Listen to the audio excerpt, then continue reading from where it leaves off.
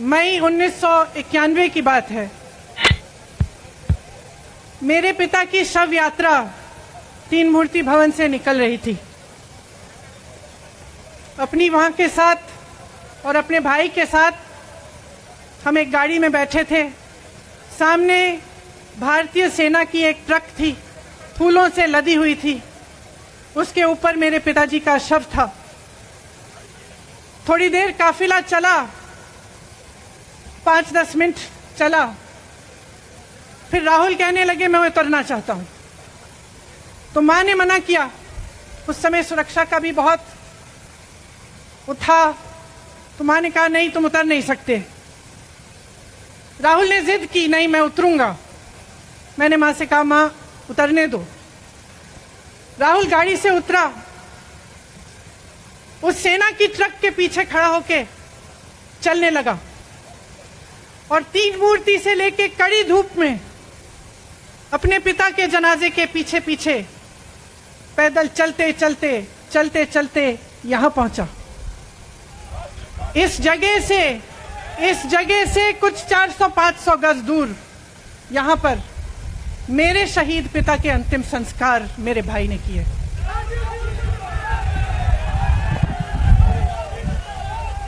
सुनिए, वो चित्र मेरे दिमाग में अभी भी है, मेरे मन में है। मेरे पिता का शव इस तिरंगे झंडे में लपेटा गया था। इस तिरंगे के नीचे मेरे पिता का शव था और उसके पीछे चलते चलते मेरा भाई यहां आया। उस शहीद पिता का अपमान भरी संसद में किया जाता है। उस शहीद के बेटे को आप देशद्रोही कहते हैं, आप मीर जाफर कहते हैं, उसकी आप मां का अपमान करते हैं। आपके मंत्री मेरी मां का अपमान भरी संसद में करते हैं।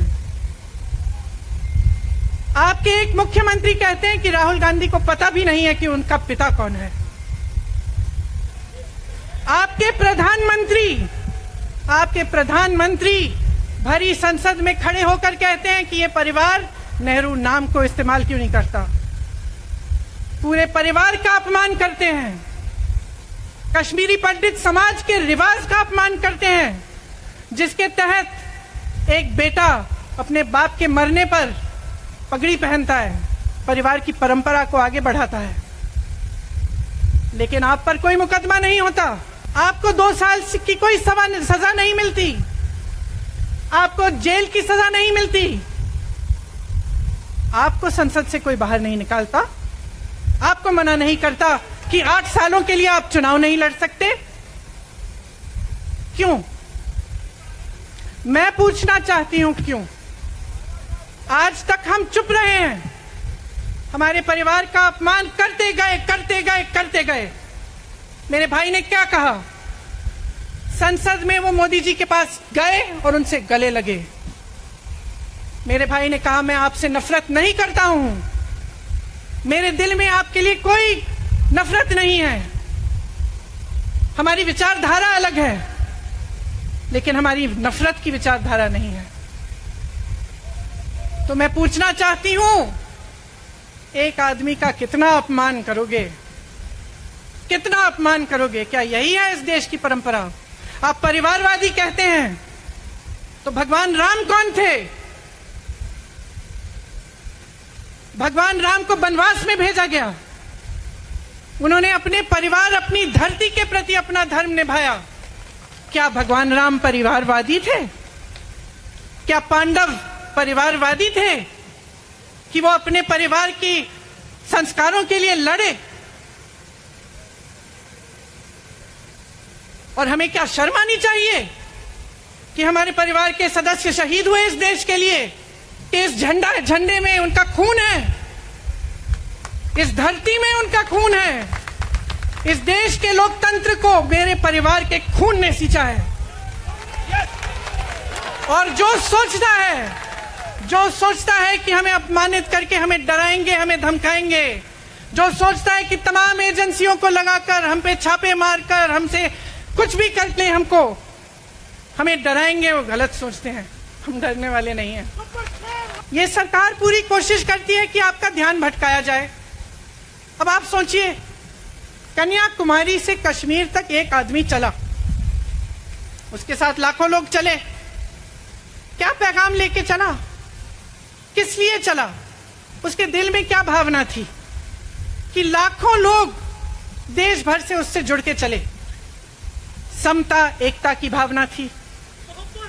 आज आपके सारी मीडिया, आपके सारे मंत्री, आपके सारे सांसद, आपके सारे कार्यकर्ता कह रहे हैं कि राहुल जी ने विदेश जाकर देश का अपमान किया, राहुल जी ने एक वर्ग का अपमान किया।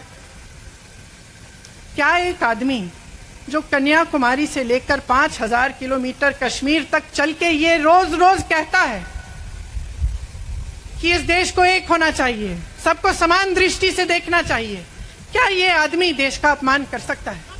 आप सोचिए, राहुल गांधी दुनिया के सबसे बड़े जो शिक्षा के संस्थान है वहां से पढ़ के आए हैं।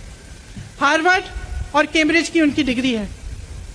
कैम्ब्रिज से उन्होंने इकोनॉमिक्स में मास्टर्स डिग्री, एमफिल डिग्री उनको मिली। आप उसको पप्पू बनाते हैं। पूरे देश भर में आपकी सहायता के साथ मेरे मीडिया के दोस्तों, डिग्री आपने देखी नहीं, सच्चाई आपने देखा नहीं, उनको पप्पू बना दिया। फिर पता चला कि ये पप्पू तो यात्रा में निकल आया और पता चला कि ये तो पप्पू है ही नहीं। इसके साथ तो लाखों लोग चल रहे हैं। ये ईमानदार भी है,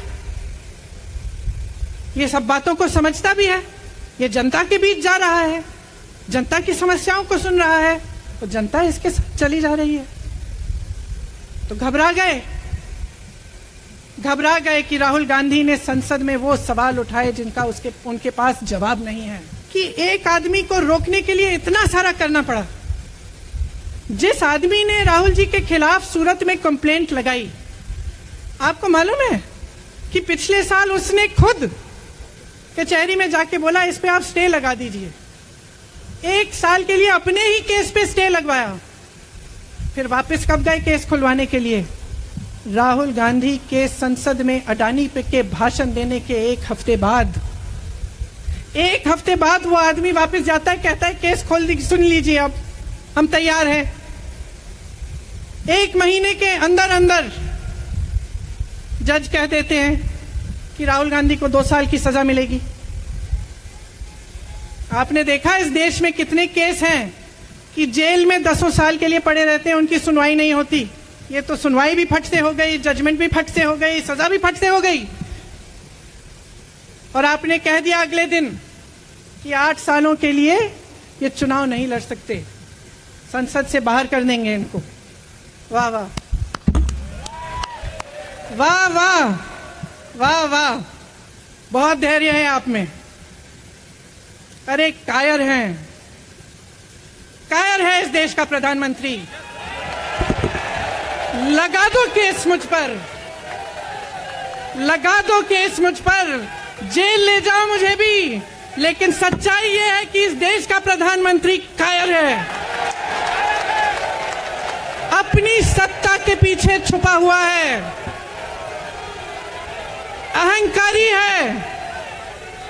और इस देश की बहुत पुरानी परंपरा है, इस देश की बहुत पुरानी परंपरा है, हिंदू धर्म की पुरानी परंपरा है कि अहंकारी राजा को जनता जवाब देती है। और इस देश की बहुत पुरानी परंपरा है कि अहंकारी राजा को ये देश पहचानता है।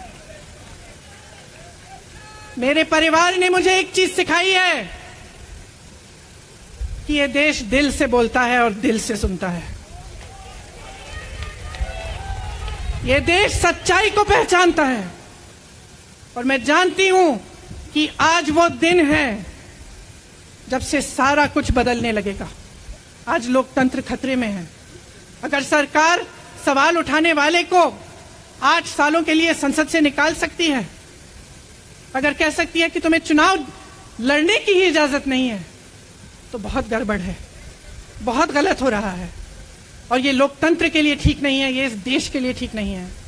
और जैसे खड़गे जी ने कहा कि तमाम पार्टियों ने आज अपनी आवाज उठाई है, उनका हम सब धन्यवाद देते हैं। और हम सबको एक होना पड़ेगा, इसलिए होना पड़ेगा क्योंकि आज ये देश खतरे में है।